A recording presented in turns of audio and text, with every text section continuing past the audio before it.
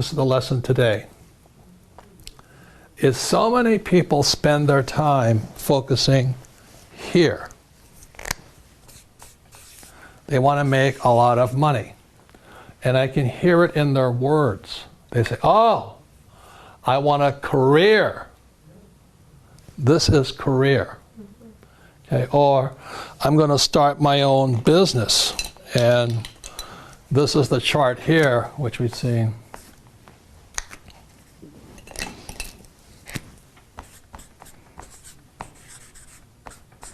This is the cash flow quadrant, book number 2. E is employee.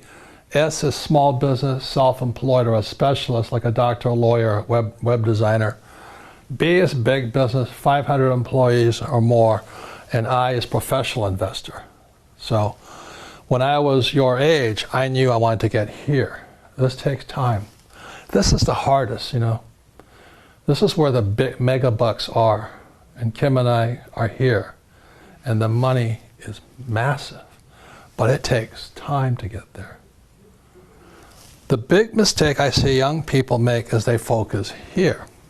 And the words are, I want to do what I love.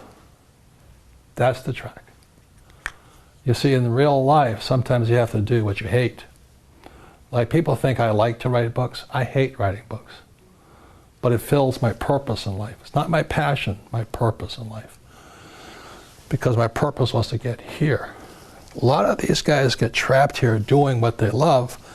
And as we've talked about on earlier episodes of this thing, these guys pay the highest taxes. 40% here, 60% in taxes here, 20% here, and then 0% here. So when I was before my 20s, I knew I wanted to go there, and I wasn't doing what I loved. I had to learn what I didn't want to learn. I had sometimes to do what I hated. I had to learn about taxes. I had to learn about debt. I had to take classes. I had to learn about insurance. So I was doing a lot of things I hated doing so I could come over here. These guys never do this because they live their passion. I want my passion. The difference in passion is greedy. Purpose is for other people. So my purpose was to come over here so I could serve more people. Okay. So I have employees here and all this. I don't buy stocks, bonds, mutual funds because as a professional investor, I can create my own assets. Okay. Any comments, anything so far? Yeah, if you ask anyone, they all say they want to do what they love. And they're talking about here. Exactly. And this is where you get taxed. Yeah. Like, you know, coming here, I was doing fine over here because I didn't have much money. The government takes all your money anyway, right? Yeah. 40% in taxes, because nobody's going to sue you. You come over here, they sue you. Okay? So I had to learn about lawsuits. I hated it, but I learned it. So the big mistake for young people is I'm going to do what I love, which is fine over here. But what do you love the most? Well, I loved my freedom. And I know it sounds greedy, but I love making money. I'd rather have a lot of money than no money. I've been both. I've been broke, I've been down, everything, but I'd rather have a lot of money. So it was worth my purpose to get over here. The big mistakes I see young people making is here. You know, they think about what they want to do, what they love. And what I'm saying to you, the millennials right now, invest in what you love. There's a very big difference. In other words, think about this side first. Most young people, or should I say, short-sighted people, they think this is it or this is it. But this is the one here. So when I was your age, I knew that the assets I wanted to acquire, the richest people own businesses. Over here, these guys are small business, self-employed. You're self-employed if you can't stop working. I stopped working years ago because I have businesses. Very big difference. It was painful, but I got there.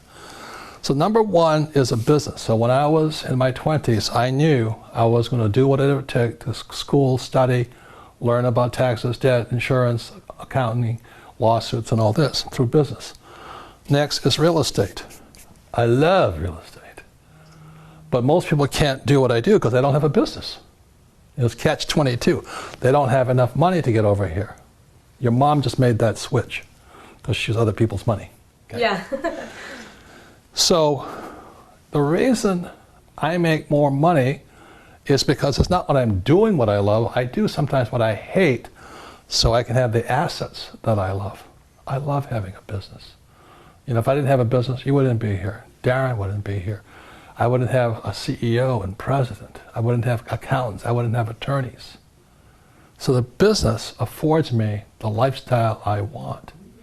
And then I invest in real estate. I've never gone past a piece of land or a building I did not love. And then what most people invest in from there is paper. And that's fine. That's stocks, bonds, mutual funds, savings, ETFs. Not my game. I don't love it. I actually hate it. But these guys, it's perfect for them to have paper, stocks, bonds, mutual funds, ETF, and all that, because they're focused over here. They want to do what they love. They want to climb the ladder. They want their career. They want this. I want to become president. You know, that's not what I wanted. I want to be a football star. But this is for the middle class here. That's fine. You can get rich here too. I just don't like it. It's not exciting to me. And then the last one are commodities. And the four basic commodities, there's a lot of commodities like food. Farmers get rich, they provide food, which is good. I invest in food. I invest in avocado farms to provide food. Oil, gold, silver. I love those things. I love avocados, you know. I love avocados. Yeah, I know. So I'm doing what I love. I love trees, I love plants, you know, things like this. So I'm doing what I love here, here, and here. I don't like stocks, bonds, mutual funds, ETFs, 401ks, IRAs. I think it doesn't excite me, you know. It just doesn't. This excites me. So I invest in what I love rather than do what I love. And these guys do what they love, but most of them never get over here. You know, this is like Steve Jobs, Zuckerberg, Bezos of Amazon, and they have all the money in the world. That was my plan. Any comments, any questions on that? So as you mentioned, a lot of people are talking about how they want to do what they love, right? And I think you have a very valid point on investing in what you love. Because a lot of people, just to say that they're entrepreneurs or they're investing in the whole Bitcoin outrage and the cryptocurrencies. And I felt like I wasn't actually pursuing what I loved, or I was falling off the wagon because I wasn't really interested in Bitcoin. But I realized that that's just not my thing. I'm not investing in what I love if I'm doing that in Bitcoin. What I want to do is invest in real estate. So I love looking at properties. I love looking at houses, fixer-uppers, and looking at the numbers. That's my passion. Maybe I got it from my mom, who knows, but Bitcoin isn't my thing. So I have no reason to feel like I'm not doing what I love just because I'm not investing in Bitcoin. And that's kind of the attitude. In my world, like I said, I see people, they chase shiny objects. And what a shiny object means is, you know, when you're fishing, you throw a lure out, and this little shiny object goes, and the fish comes and they jump in. That's what most people do. Bitcoin today is a shiny object. I'm not saying you can't make a lot of money in it, but most people are chasing shiny objects. They want to make money. They're not building an asset here. The reason they don't do it here, this is the highest risk. Now, this is what I know. The higher the risk, the more education it takes. For example, if I wanted to learn, and I flew, if I wanted to just fly my little Cessna 172 around the place, not much risk in that. But when I had to go to Vietnam to fly, the risk went up. I had to study harder, become better, work harder at it. The reason most people stay in paper, 401ks, IRAs, and chasing shiny objects like Bitcoin is because they don't want to take the risk here. They're huge. You've got to study. That's why we have Rich Dad's Education, Rich Dad's Coaching. All of you guys are allowed to take courses and all this. If you come here, it takes no intelligence to be here. It takes no intelligence to buy Bitcoin. I mean, I have 5 Bitcoin. It didn't take, I don't have to do anything. Over here, I have to know a lot. Over here, I have to know a lot. I have to study. So if you want to chase shiny objects like the stock market and all that, you can get rich there. It's really easy to get in here. It's really hard here.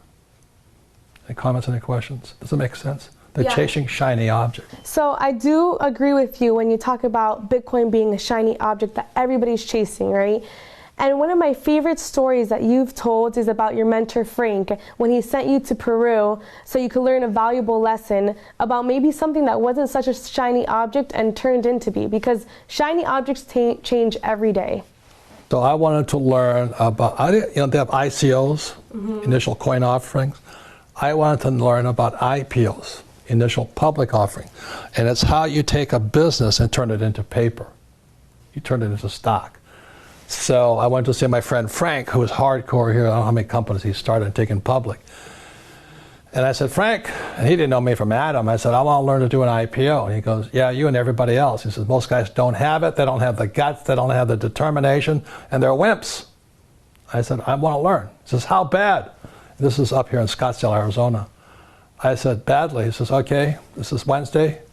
Be in Lima, Peru on Saturday. I went, on Saturday? And we were shooting our video for the cash flow game, He says, how bad do you want it? I said, badly.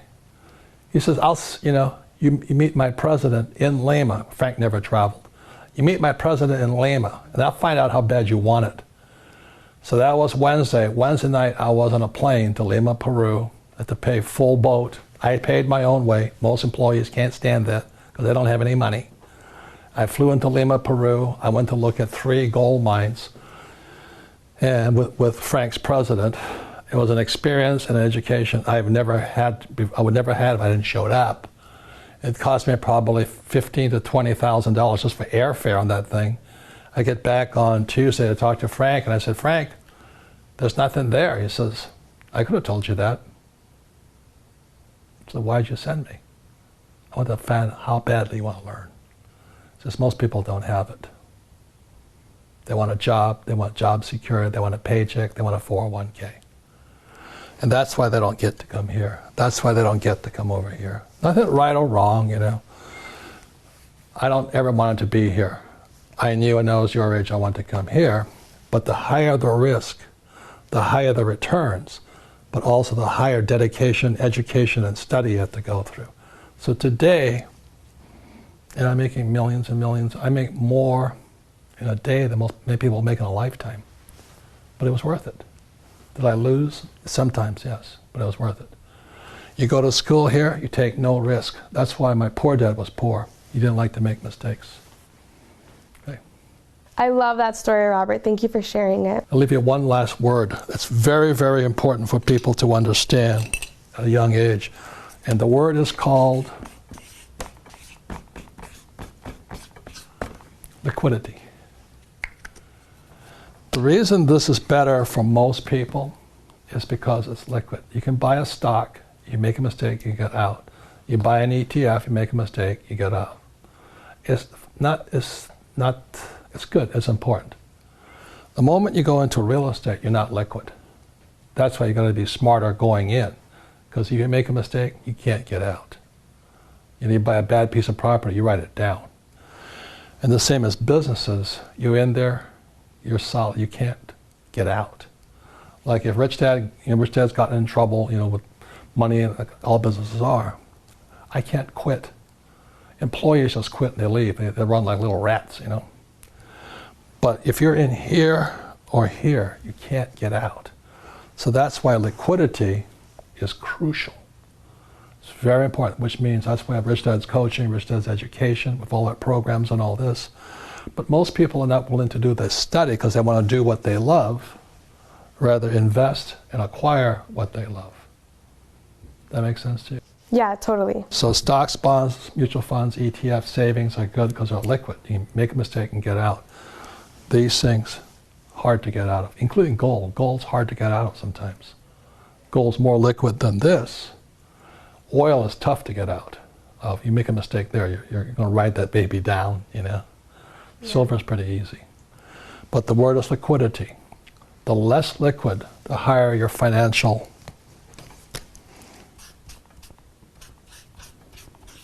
IQ.